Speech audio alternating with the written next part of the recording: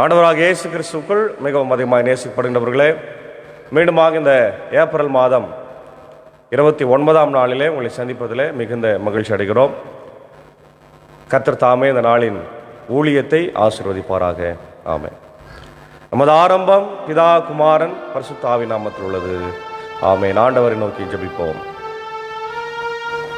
நானே மெய்யான திராட்சை செடி, நீங்கள் கொடிகள் என்று சொல்லி எங்களை ஆசீர்வதிக்கிறவரே, கனிகளை கொடுக்கும்படியாக எங்களை வழிநடத்துகிறவரே உம்மை ஸ்தோத்திரிக்கிறோம். இதோ இந்த புதிய நாளிலும் ஆண்டவருடைய வார்த்தைகளை கேட்டு நாங்கள் கனி கொடுக்க இந்த நாளை எங்களுக்கு ஆசீர்வதியும்.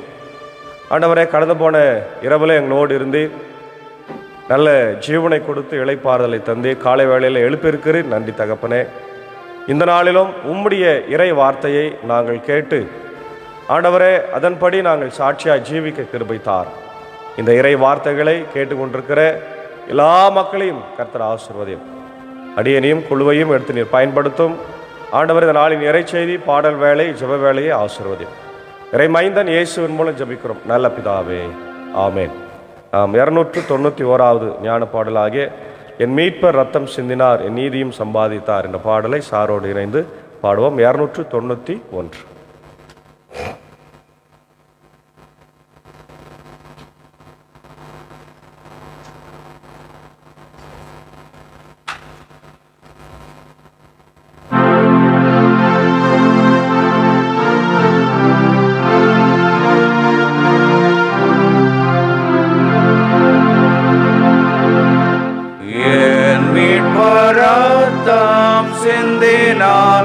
என் நீதியும் சம்பாதித்தார், என் சொந்த நீதி வெறுத்தேன், இயேசுவின் நாமம் நம்புவேன். நான் நிற்கும் பாறை கிறிஸ்துவே, வேரஸ்தி பாரம் மணலே, வேரஸ்தி பாரம் மணலே.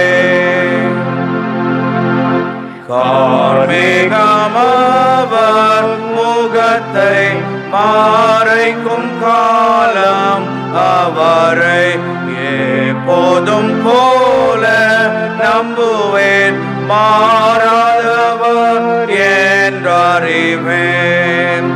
நான் நிற்கும் பாறை கிறிஸ்துவே, வேரஸ்தி பாரம் மணலே, வேரஸ்தி பாரம் மணலே.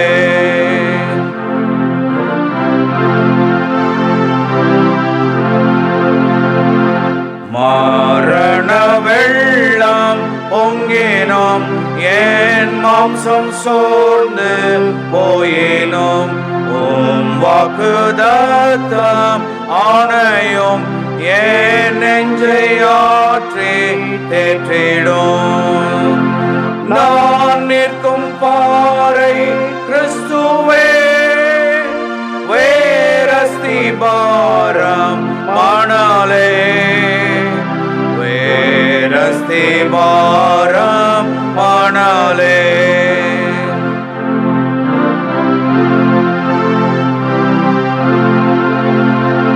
நியாய தீர்ப்பு காலத்தில் ஏகால சத்தம் கேட்கையில் அஞ்சனென் மீட்பார் நீதியே, அநீதன் என்னை மூடுமே. நான் நிற்கும் பாறை கிறிஸ்துவே, வேரஸ்தி பாரம் மணலே, வேரஸ்தி பாரம் மணலே.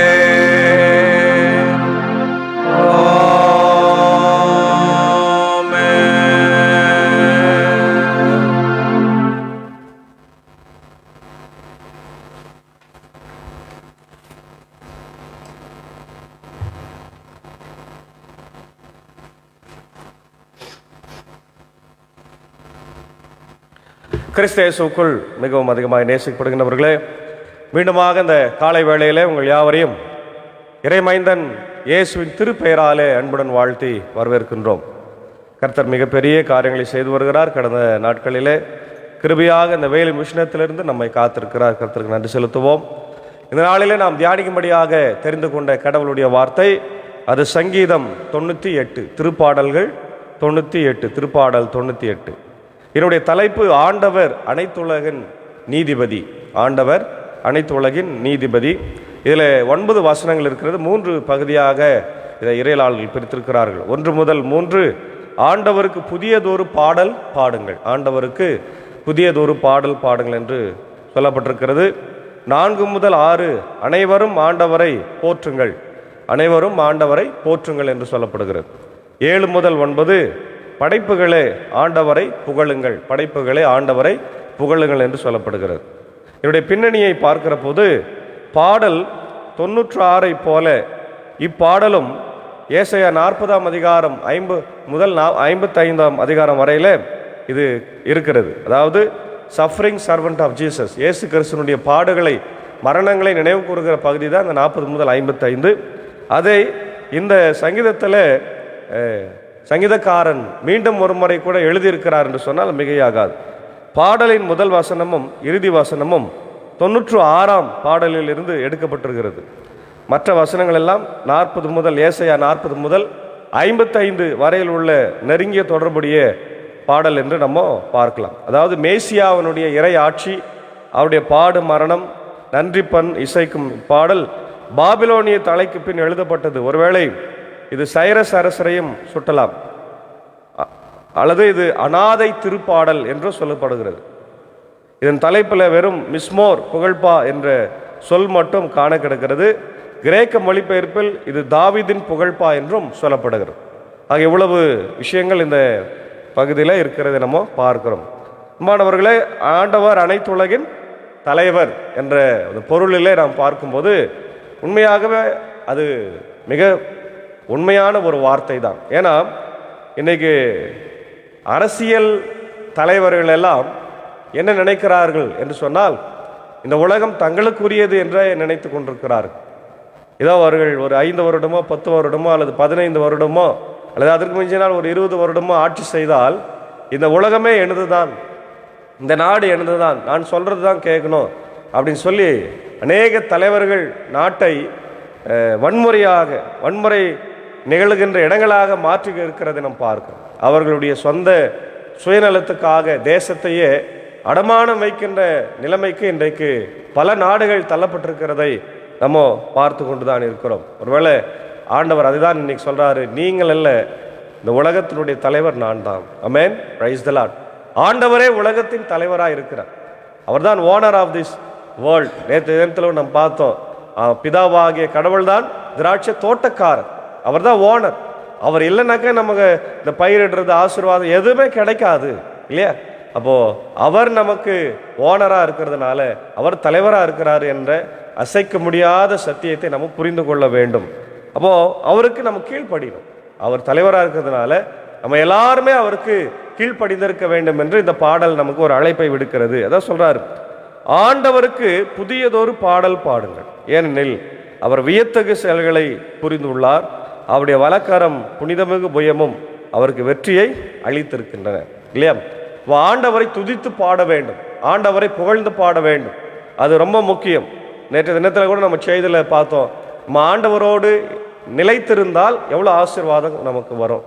ஆண்டவரோடு நிலைத்து இல்லைன்னா நமக்கு என்ன கிடைக்கும்? நம்மளை தூக்கி நெருப்பில் தான் போடுவாங்க, ஒரு பயனற்ற நம்ம கொடியாக மாறி போவோம் என்று நேற்று செய்தியில் பார்த்தோம். அதுபோல் ஆண்டவரோடு நிலைத்திருக்கிறது எப்படின்னு நம்ம பார்த்தோம். ஜபத்தில் இல்லையா, அதே நேரத்தில் துதிப்பதில், வேதம் வாசிப்பதில், இதெல்லாம் நம்ம என்ன பண்ணோம்?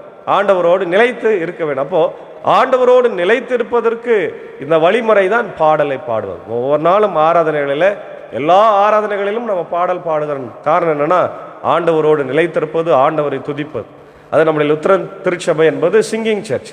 மார்ட்டின் லூத்தர் அடிக்கடி அதை சொல்லுவார், Lutheran church is singing church, music is next to the theology. இறையிலுக்கு அடுத்தது இசை என்று சொல்லுகிற ஒரு அழகான திருச்சபை தான் நம்முடைய திருச்சபை. அதனால்தான் இன்றைக்கு நிறைய திருச்சபைகளில் ஞான பாட்டுகள் எல்லாம் மெதுவாக மறைந்து வருகிறது.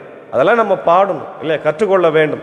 ஞான பாட்டுகளை நம்ம கற்றுக்கொண்டு திருச்சபையில் பாடுகிற போது உண்மையாகவே அதை உள்ளான அர்த்தத்தை நம்ம கொடுக்கிறது ஆசீர்வாதமாக இருக்கிறது. கடவுளுடைய வார்த்தைகளை பிரதிபலிக்கின்ற பாடல்களை மறந்துவிட்டு இன்னைக்கு கமர்ஷியலாக வருகிற பாடல்களை மட்டுமே நம்ம பாடிக்கொண்டிருக்கிறோம். ஆகவே இன்றைய நாளிலிருந்து நம்ம அதை கொஞ்சம் யோசிக்கவும் நம்ம செய்ய வேண்டும். அப்போ இறைவனை துதிப்பது நம்முடைய கடமை. ஏன்னா அவருடைய கரம் அவர் நமக்கு வெற்றி அளிக்கின்ற கரமாக இருக்கிறது. அல்லேலூயா, ஆமென்.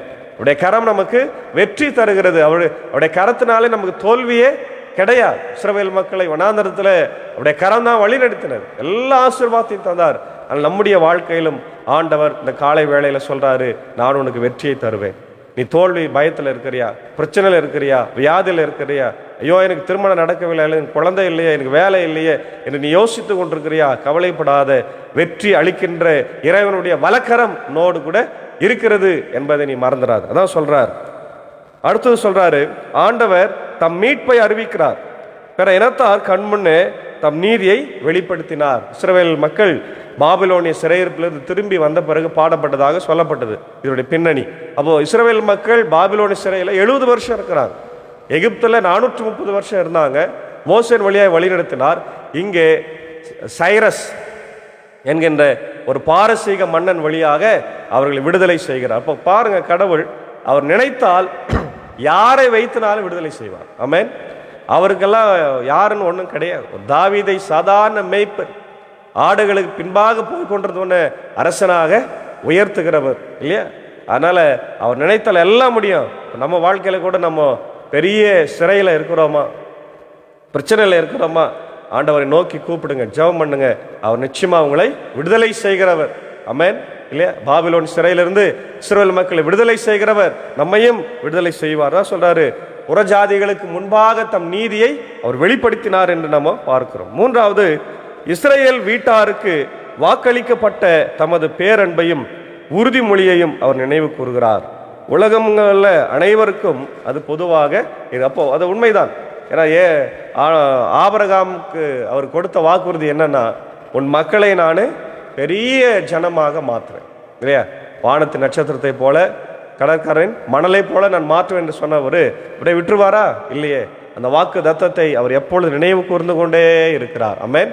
அப்போ நமக்கு ஒரு ஆண்டவர் வாக்கு தத்தம் கொடுத்தார்னா கடைசி வரையில அவர் நினைவு கூர்ந்து கொண்டே இருப்பார். அப்போ அன்றைக்கு ஆபிரகாமுக்கு அந்த வாக்கு நினைவு கொடுத்ததை நினைவு கூறுகிறார். இன்றைக்கு நமக்கும் கல்வாரி சிலுவையில் நீங்கள் என்னுடைய பிள்ளைகளின் ரத்தம் சிந்தி நம்ம மீட்டு கொண்டார் இல்லையா? அந்த ஆண்டவராக இயேசு கிறிஸ்து நம்மை நினைவு கூர்ந்து கொண்டே இருக்கிறார். நம்முடைய கஷ்டங்களிலே, துன்பங்களிலே, துயரங்களிலே அவருடைய கரத்தை, வலக்கரத்தை நீட்டி நம்ம ரட்சிக்கிறவராக இருக்கிறதா சொல்றார். அப்போ நம் கடவுள் அருளிய விடுதலையை அவர்கள் எல்லாரும் பார்க்கிறாங்க. இன்னைக்கு கடவுள் நம்மோடு கூட இருக்கிறார்னு சொன்னால் என்ன அர்த்தம்? அவர் நமக்கு விடுதலை தருகிறவர் இல்லையா? விடுதலை தருகிறார். விடுதலை நாயகன் வெற்றியை தருகிறார் என்று நாம் பாடுகிறோம். அப்போ அவர் நமக்கு விடுதலை தருகிறவர். அடுத்தது பார்க்கிறோம், உலகமெங்கு வாழ்வோரே அனைவரும் ஆண்டவரை ஆர்ப்பரித்து பாடுங்கள், மகிழ்ச்சியுடன் ஆர்ப்பரித்து புகழ்ந்து பாடுங்கள், யாழினை மீட்டி ஆண்டவரை புகழ்ந்து ஏத்துங்கள், யாழினை மீட்டி இனிய குரலில் அவரை வாழ்த்தி பாடுங்கள். அப்போ பாடுவது மிக முக்கியத்துவம் வாய்ந்தது இல்லையா? அன்றைக்கு அரசரை புகழ்ந்து பாடினார்கள். ஒரு காலகட்டத்தில் நமக்கு தெரியும், தமிழ்ல எல்லாம் பார்த்தீங்கன்னா அரசரை புகழ்ந்து கவி பாடி பரிசு வாங்கின்னு போவாங்க.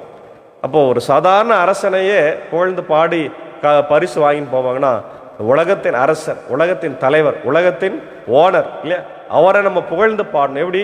இசை மீட்டு பண்ண. அன்னைக்கு இந்த யாழ் என்று சொல்லப்படுகிற ஹார்ப் என்று சொல்வார், அந்த இசை மீட்டினார். இன்றைக்கு ஏராளமான இசைக்கருவிகள் வந்து விட்டது. அதையெல்லாம் வைத்து நம்ம ஆண்டவரை துதிக்கிற போது வான மண்டலத்தில் இருக்கிற ஆண்டவரே இறங்கி வந்துருவார். ஆமென். இன்னைக்கு திருச்சபையில் நம்ம பாடும்போது அவர் இறங்கிடுவார் இல்லை, நம்ம கூட தான் இருக்கிறார். அதனால நம்ம துதித்து துதித்து இயேசு ஆண்டவரை மகிமைப்படுத்த வேண்டும், புகழ்ந்து பாடணும்னு சொல்ற. இசைக்கருவிகளை மீட்டி பாட வேண்டும். அடுத்து சொல்றார், ஆண்டவராகிய அரசரின் முன்னே எக்காலம் முழங்கி கொம்பினை ஊதி ஆர்ப்பரித்து பாடலாம். அது நமக்கு தெரியும் எக்காலம். இப்போ யாரும் அதை நம்ம செய்யறதில்ல. இப்போ எக்காலத்தை அது அழகாக வளைந்து இருக்குது, கொம்புகளில் இருக்கும்.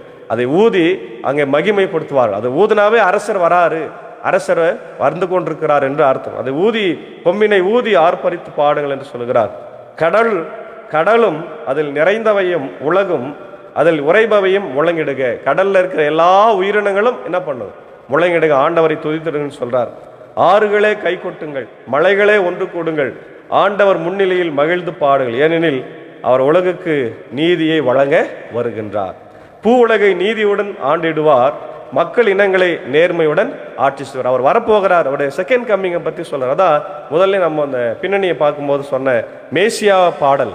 மேசியா பாடல் என்பது ஆண்டவர் விடுதலை செய்வார் என்ற ஒரு நம்பிக்கை மிகுந்த ஒரு காரியம் தான் மேசியா. அப்போ இன்றைக்கு நம்முடைய வாழ்க்கையில் இந்த உலகத்தில் நம்ம கஷ்டங்கள் பிரச்சனைகள் வருகிற போதெல்லாம் மேசியா நமக்கு விடுதலை செய்வார் என்ற அர்த்தம் கொடுக்கின்ற ஒரு பாடல் தான் இந்த பாடல். ஆகவே காலை வேளையில் நீங்கள் எந்த கஷ்டத்தில் எந்த பிரச்சனையில் இருந்தாலும் எழுந்த உடனே ஜெபம் பண்ணிட்டு ஆண்டவரை புகழ்ந்து பாடுங்கள், துதித்து பாடுங்கள். உங்கள் கஷ்டங்கள் பிரச்சனைகள் எல்லாம் மாறி போகும். அவர் உங்களை விடுதலை செய்கிற ஆண்டவராக இருக்கிறார். ஆமென்.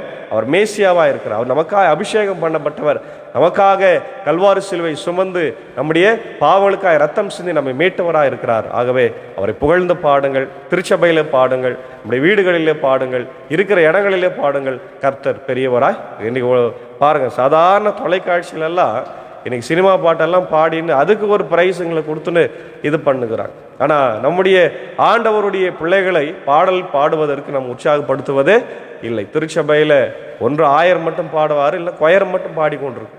அதுவே மிகப்பெரிய பிரச்சனையில் இருக்குது இல்லையா? நிறைய இடங்கள் அது இல்லாமலும் இருக்கிறது. ஆகவே இதை பார்க்கிற ஆயர்களும், இதை கேட்கிற திருச்சபை மக்களும், இசையில் அதிகமாக வல்லுநர்களும் என்ன செய்யணும்? திருச்சபையில் எல்லா பிள்ளைகளை, வளர்ந்து வருகிற பிள்ளைகளை எல்லாம் கூட்டி அவர்களுக்கு இசை அறிவை ஊட்டி நம்ம ஆண்டவரை புகழ்ந்து பாடுவதற்கு நம்ம என்ன பண்ணணும்? அவங்களை உற்சாகப்படுத்தணும். ஏன்னா இன்னைக்கு ஆராதனையில் 2 விஷயம் முக்கியம். ஒன்று பிரசங்கம், இன்னொன்று இந்த பாடல்.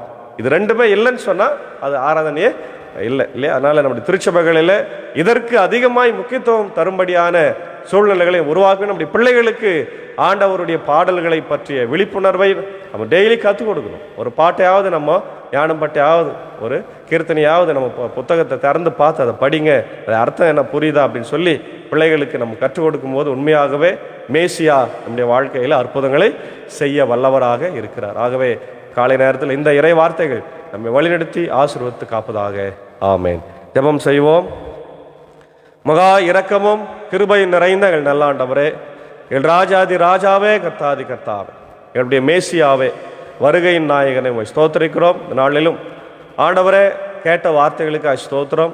ஆண்டவரே, நீர் மேசியாவாய் வரப்போகிறீர், நீர் உலகத்தின் தலைவராக இருக்கிறீர், உம்மை புகழ்ந்து பாட வேண்டும். நீர் நீதி உள்ளவர், நீதி உள்ள அரசராக இருக்கிறீர், எங்களை விடுதலை செய்கிறவர் என்ற செய்தியெல்லாம் நாங்கள் கேட்டோம் ராஜா.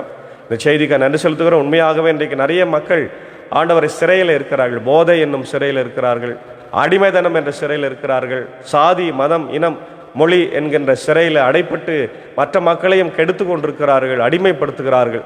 இந்த சூழ்நிலைகள் எல்லாம் மாறி கடவுள் மாத்திரமே இந்த உலகத்திற்கு அதிகாரி.